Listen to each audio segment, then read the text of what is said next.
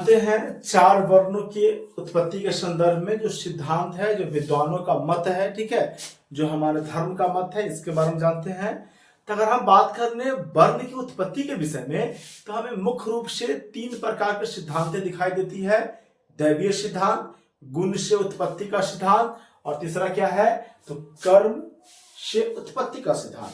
तो जब हम देखेंगे किसे, जब हम देखेंगे दैवीय उत्पत्ति का सिद्धांत देखेंगे,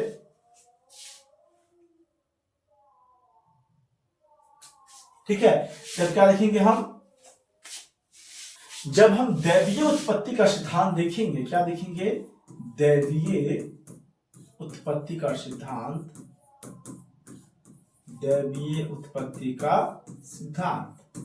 देखिए, जब हम यहां देखेंगे तो हमें देखना पड़ेगा कि इसका स्रोत क्या है।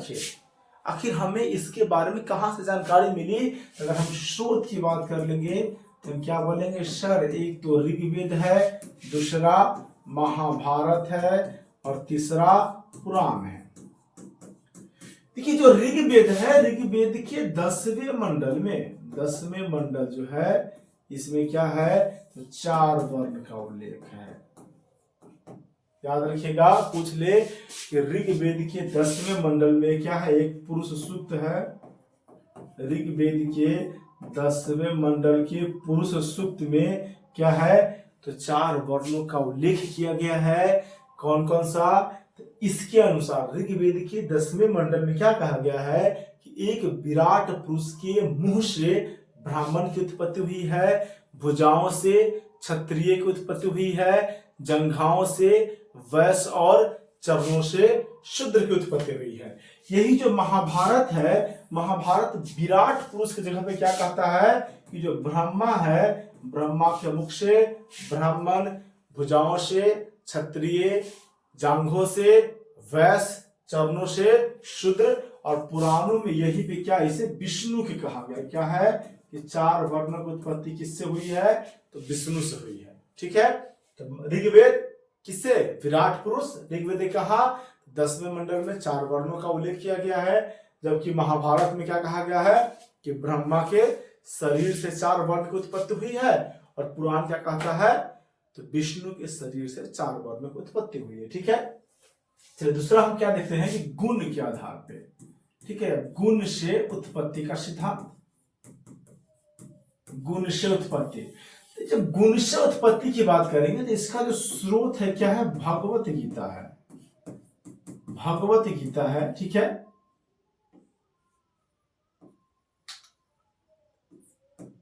भगवत क्या है, गीता है। ठीक है, देखिए भगवत गीता में तीन प्रकार के गुण का उल्लेख किया गया है। कौन कौन, तो सतोगुण, रजोगुण और तमोगुण। तो जो रजो सतोगुण है, इसे क्या माना गया है, इसे ज्ञान का प्रतीक माना गया। इसे क्या माना गया, आसक्ति एवं क्या, तो महत्वाकांक्षा, महत्वाकांक्षा माना गया, और इसका मतलब क्या हो गया, अज्ञानता हो गया। तो जो भगवत गीता है, भगवत गीता कहता क्या है कि सभी मनुष्यों में तीन प्रकार के गुण पाए जाते हैं। सभी मनुष्यों की उत्पत्ति तीन प्रकार के गुणों से होती है। जिस मनुष्य के अंदर में सतोगुण की प्रधानता होगी, अर्थात ज्ञान की प्रधानता होगी, वह व्यक्ति क्या कहलाएगा, तो वह व्यक्ति ब्राह्मण कहलाएगा। जिस व्यक्ति के अंदर में रजोगुण की प्रधानता होगी, अर्थात उसमें क्या, आसक्ति एवं महत्वाकांक्षा जागृत होगा, तो वैसे व्यक्ति क्या कहलाएंगे, क्षत्रिय कहलाएंगे। वैश्य कौन होगा, जिस व्यक्ति में रजोगुण युक्त तमोगुण पाए जाएंगे, मतलब आसक्ति भी होगी, महत्वाकांक्षा भी होगा और अज्ञानता भी होगी, वैसे व्यक्ति को क्या कहा जाएगा, वैश्य कहा जाएगा। और जिस व्यक्ति में अज्ञानता की प्रधानता होगी, उसे शुद्ध कहा जाएगा। किसके आधार पे, भगवत गीता के आधार पे। ठीक है, क्या विद्वानों ने इन दोनों मत को तार्किक माना है, तो हम बोलेंगे क्या कि विद्वान इन दोनों मतों क्या है, तो तार्किक नहीं मानता, बिल्कुल नहीं मानता है। तार्किक क्या करता है? नहीं मानता। फिर क्या तार्किक मानता है? तो आज वर्तमान में चल क्या रहा है? तो कर्म के आधार पर, कर्म के आधार पर, तो जो कर्म के आधार पर जो वर्णों की उत्पत्ति हुई, जो वर्णों की उत्पत्ति हुई, ठीक है,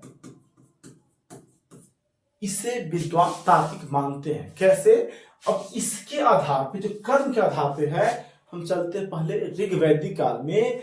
जब हम चलेंगे ऋग्वैदिक काल में तो क्या देखिएगा कि ऋग्वेद के प्रारंभिक चरणों में दो प्रकार के वर्ण का उल्लेख है। ठीक है, क्या है? दो प्रकार के वर्ण है ऋग्वेद के। क्या है? प्रारंभिक में दो, एक तो आर्य के बारे में है और दूसरा क्या है? अनार्य है। जो आर्य है क्या है? तो गौर वर्ण है, गौर मतलब गोरे रंग का है। अनार्य है कृष्ण वर्ण का है, कृष्ण वर्ण का है। ऋग्वेद के प्रारंभिक चरणों की बात कर ले तो आर्य और अनार्य की जानकारी मिलती है। आर्य का मतलब श्रेष्ठ या गौर वर्ण गोरे है, अनार्य का मतलब कृष्ण वर्ण है। ठीक है, लेकिन इसी को बस दो वर्ण है मात्र। ऋग्वेद के प्रारंभिक में क्या है? बस दो वर्णों की जानकारी मिलती है। लेकिन अगर हम बात कर ले ऋग्वेद के द्वितीय चरणों के, जब हम ऋग्वेद के द्वितीय चरण की बात करेंगे तो यहाँ पे हमें देखने को मिलता है कि जब जाएंगे ऋग्वेद के द्वितीय चरण में तो यहाँ पे जो वर्ण है, वर्ण का मतलब चुनना देखा जाता है।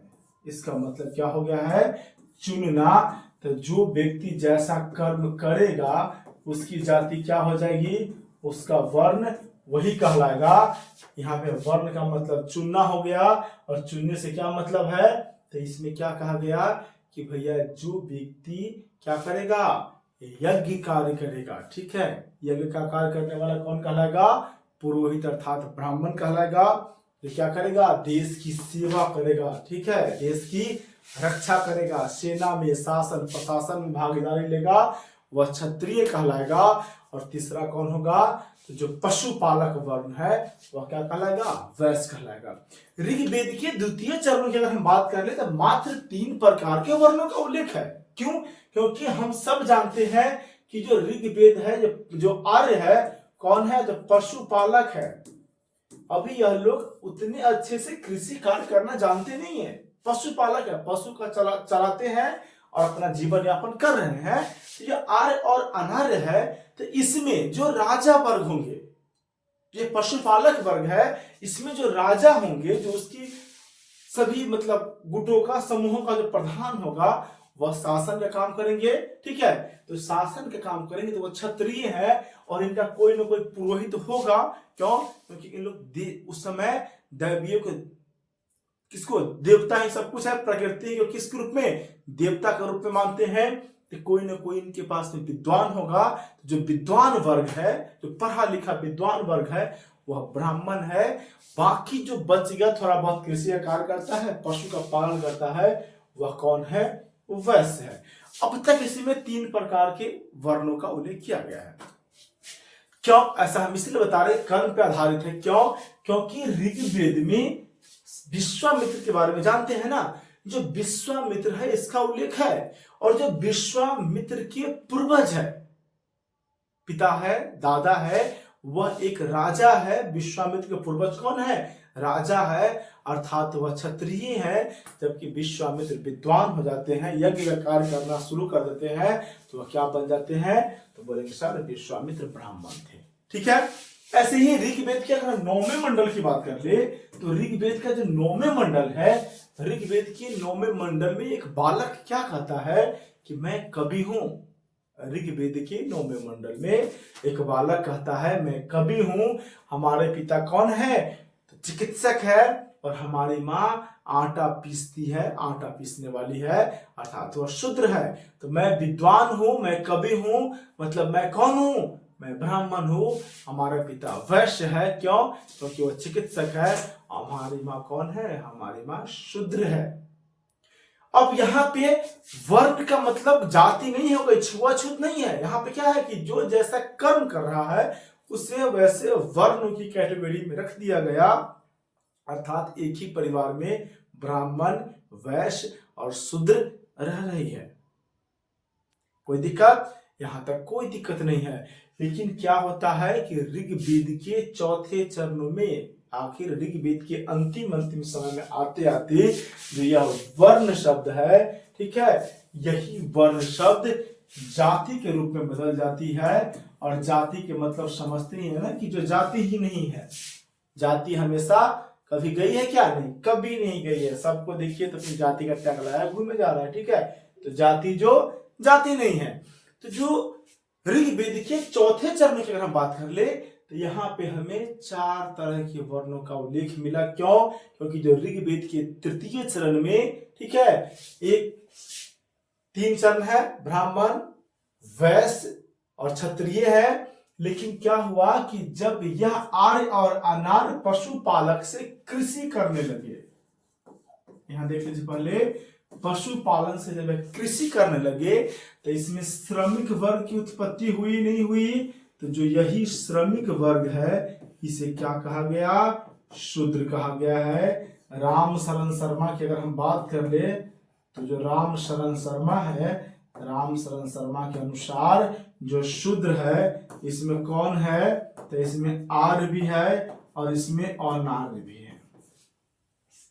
राम शरण शर्मा क्या कहते हैं कि जो शूद्र है इसमें आर्य है और अनार्य दोनों है। कोई एक नहीं, ऐसा नहीं कि बस अनार्य ही है, नहीं, आर्य भी है, मतलब गोरे भी है और सांवले भी है, मतलब शूद्र में दोनों है। मतलब क्या हुआ कि इनका कर्म के आधार पर क्या इन्हें वर्णों का जानकारी मिल गई।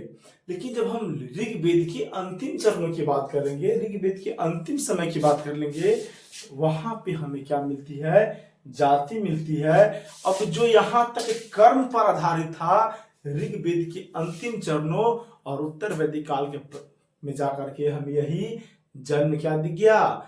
कर्म से जन्म पे आ गया। अब जो ब्राह्मण है, ब्राह्मण का बेटा कौन होगा? ब्राह्मण होगा। क्षत्रिय राजा है तो क्षत्रिय का बेटा भी राजा ही बनेगा, ठीक है। वैश्य का बेटा वैश्य और शूद्र का बेटा कौन कहलाएगा? शूद्र कहलाएगा। यहाँ से 4 प्रकार की जाति अर्थात वर्ण छुआछूत हुई, यहाँ से उत्पन्न हो गई। और सारी समस्याएं हमारे समाज में, भारतीय समाज में यही से देखने को मिली। जब तक कर्म पे आधारित था कोई बात नहीं है। जो व्यक्ति पढ़ लिख लिया, ब्राह्मण हो गया, जो पढ़ा लिखा व्यक्ति अगर सेना में सेवा कार्य करने चला गया, क्षत्रिय, मतलब आप जो कार्य कर रहे हैं उसके आधार पे आपको जाति मिल गई, कोई दिक्कत नहीं है। हमारी मर्जी, हम पढ़ा रहे हैं, ठीक है, हमारी मर्जी हम सेना में चले जाए, हमारी मर्जी हम सेवा का काम करें, हम जो करेंगे हमारी जाति मिल जाएगी, वो तो हम पे निर्भर है। लेकिन बाद में चलकर क्या होगा कि नहीं, आप जिस वर्ण में, जिस कुल में उत्पन्न हुए हैं, जिस पिता की संतान है, तो पिता का टैग ही आप पे लग जाएगा।